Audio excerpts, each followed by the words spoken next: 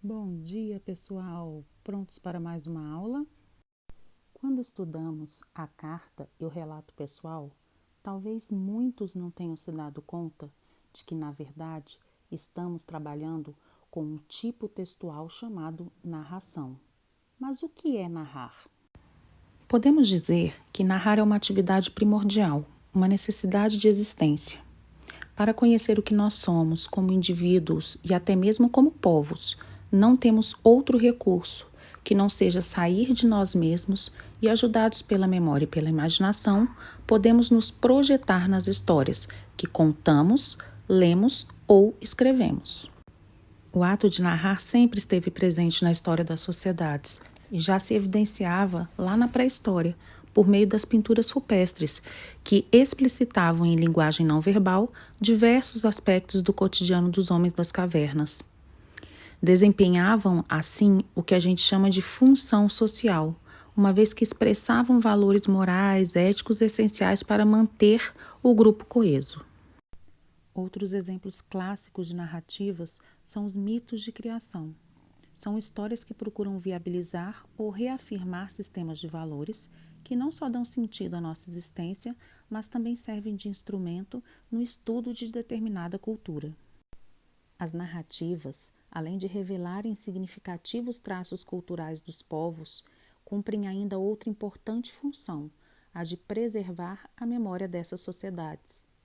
Antes de existir a escrita, as narrativas míticas, por exemplo, eram repassadas de geração a geração por meio do que chamamos de tradição oral.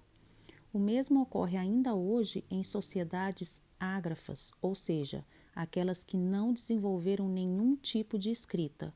É o caso de algumas etnias indígenas. Antes de trabalharmos com o próximo gênero textual, que será o conto, precisamos identificar algumas características essenciais em qualquer narrativa. E para não esquecermos dos elementos essenciais de uma narrativa, pense sempre na palavra pente: personagens, espaço, narrador, tempo e enredo. Toda narrativa pressupõe o acontecimento de uma sequência de fatos que se sucedem em determinado intervalo de tempo. Em todo esse processo, há uma mudança de uma situação inicial para uma situação final. Essa mudança normalmente está vinculada às ações de certas personagens. Esses elementos tornam-se conhecidos pelo leitor por meio do relato de uma voz textual, que chamamos de narrador. Ele é responsável por expressar no plano da linguagem todos os acontecimentos. Os personagens são aqueles que participam da história. Eles podem ser pessoas, seres míticos, podem ser animais ou plantas e também podem ser objetos. Além disso, os personagens podem ser classificados de acordo com a sua importância na história. Temos o protagonista, que é o personagem de maior projeção dentro da narrativa, aquele em torno do qual se articulam os fatos narrados. Em oposição a esse personagem, temos o antagonista, aquele que, direta ou indiretamente, é responsável pelo problema enfrentado pelo protagonista. Além dos tipos de personagens já mencionados, também temos os secundários. Eles participam da história, mas não estão diretamente envolvidos nos acontecimentos mais relevantes da narrativa. Agora vamos falar do segundo elemento de uma narrativa, que é o espaço.